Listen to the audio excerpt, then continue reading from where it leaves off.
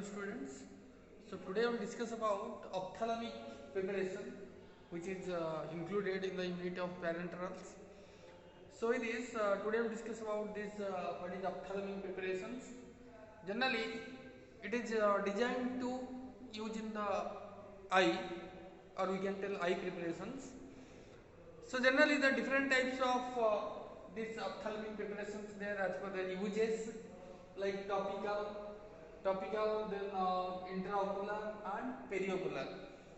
So topical means it will be used on the surface of eye, and intraocular means inside of the eye. Periocular means it is adjacent to the eye.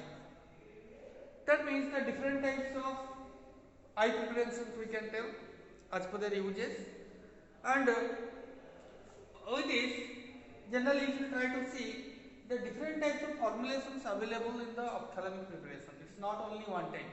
Nowadays various types formulations are coming, like eye drops, eye lotions, ophthalmic suspension, ophthalmic ointments, ophthalmic emulsions, ophthalmic gels, injections, irrigation fluid, ocular inserts, contact lens solution. So these are all sterile products because we are going to use in the eye, but the formulation will be slightly different from each other, because if we discuss about eye drops, it's like a simple solution. So in that, simply we have to we can tell the dosage form will be in the like a solution, and we have to administer like in drop forms. In case of eye lotion, it is a formulation of lotions. It is also like a solution, but the residence time of the drug will be more in case of lotions.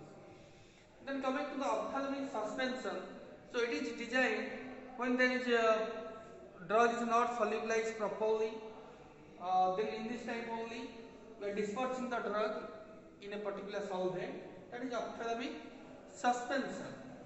So coming to ophthalmic ointment, in this ointment also, like normal or semi-solid dosage forms ointments, we have to use your base, but in this case of ointments, the residence time of the drug will be more, the contact time with the eye will be more, so the drug absorption will be more in case of ointments. Like this ophthalmic emulsion, if the drug is in the form of liquid, then we are going for emulsions. Like gels, injectables also in case of surgery, injections we are using, irrigation fluid for the cleaning of the eye, ocular insert for different types of diseases, chronic diseases, and for different types of control release formulation we are going for ocular inserts. Then contact lens solution, because nowadays so many people are using contact lens, so we need to take care of the solution and take care of the contact lens so that it will not affect your eye. So that's why contact lens solution also nowadays prepared. So let us now discuss about what are the requirements there for the ophthalmic preparations. Generally, like your parenterals, the requirement also remains same, because whatever the things we are maintaining for parenterals, that should be similar to the ophthalmic preparations, because it is also a sterile preparation. The first one is clarity. So already I told you in the clarity test in the parenterals, that means it should be free from any type of foreign particles or visible particles. If it is white particulate, then we can see it in the black background. If it is a white particles, we can see white black background, but black particles means we can see it in the white background. So there are different tests also there, clarity test. So clarity is the first thing. Then your isotonicity. Isotonicity means its tonicity of the liquid should be similar to the body fluids. Otherwise it will irritate your eye, and also it will not compatible with the tear fluids or lacrimal fluids. Then your pH, we have to maintain the pH otherwise it will irritate your eye or it may damage your eye, because the lacrimal fluid pH is 7.4. If the preparation is not nearer to 7.4, then it will affect your eyes, because there is a resistance of lacrimal fluid. It's a natural buffering agent. It is having a range, that means it can resist up to 6.6 to 8.4, and more than 8.4 and less than 6.6 it cannot resist. It is acting as a lacrimal fluid as a we can tell it is a natural buffer solution, we can tell. So the pH of the formulation ophthalmic preparation should be nearer to 7.4. Then purity and stability, that is also important. We can store it for a long time, and the purity also should be good. There should not be any presence of any impurity in the preparation. Then sterility. Sterility means presence of microorganisms. We are going for sterility testing. We have to find out any foreign microorganisms present in that or not. Then your viscosity, it should not be more viscous, so that it will stick on the surface of eye. So the viscosity should be optimum. And surface activity. Surface activity means it should have a good wetting property, and it should not present of more surfactants. It will harm the eye. So like that, these are the preliminary requirements which is required for the ophthalmic preparation. Now let us discuss about formulation of these ophthalmic preparations. So formulation means this is not a one type, because various types are there. Some of there is common like parenterals. So let us discuss about what are the things we are using in the formulation. Let us discuss about eye drop. Eye drop means like your simple solutions like injectables, parenterals. So first thing in the formulation we are using antioxidant. Antioxidant means it will be different types of antioxidant we are using, like sodium metabisulfate, then your sodium thiosulfate, like ascorbic acid. Different types of antioxidants we are using. With this we are using also buffers to maintain the pH. We are also using chelating agent,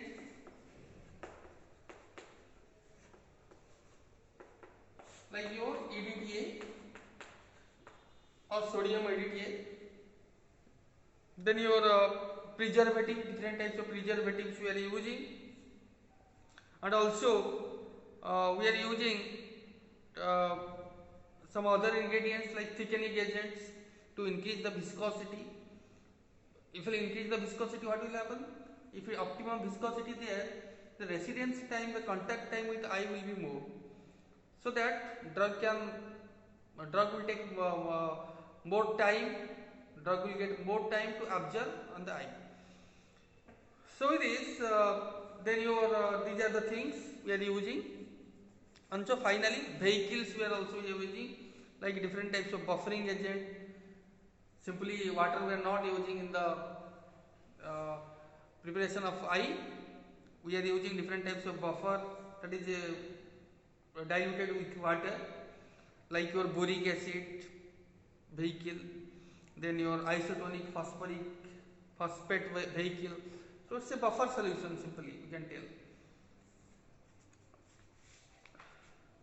Now coming to ophthalmic ointments, because others will be remain same. Ophthalmic ointments, let us discuss. Ointment means in this also we have to use some bases. Different types of bases we are using in the ointment, like oleaginous bases, your water soluble bases, emulsion bases. These different types of bases we are using in the formulation of ointments. With these other ingredients will remain same. And also in the ophthalmic suspensions, we need to use suspending agents, preservatives, buffers, different populating agent, then your wetting agents, the same as your suspensions. With this, that will be included as parenterals. the ingredient we are using in the parenteral, same will be included. But as a suspension, the supplementing agent, suspending agent, we need to use it in this.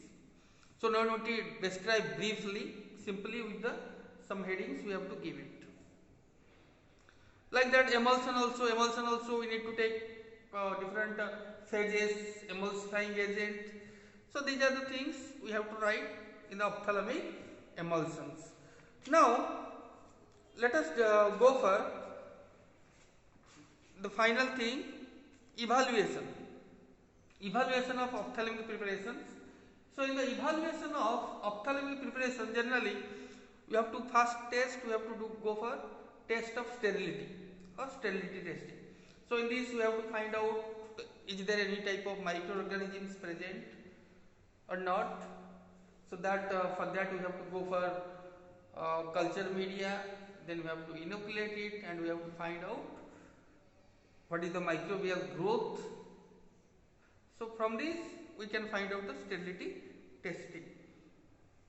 Then another test there, test for ocular toxicity and irritation. So that is the important, because when we are instilling in the eye, it should not irritate and it should not give any type of toxic effect. So this test will be done on the rabbits generally. That means drops or the lotions are insisted on the rabbit eye, and it is find out what is the effect on the eye of rabbit. Then we will decide is there any type of toxicity there, or is there irritation there or not. So like that, there is also as a different types of formulation there. We need to do some specific test for different formulation, because for all the things it is not same. Like suspension, the test will be slightly different. So like that, let us discuss about what are the specific tests we are doing, because combining test will be remain same, like clarity test, sterility test, other test, pyrogen test will be remain same. But with this, some other test we have to add. Let us discuss about this ophthalmic suspension. For suspension, generally we are going for sedimentation rate.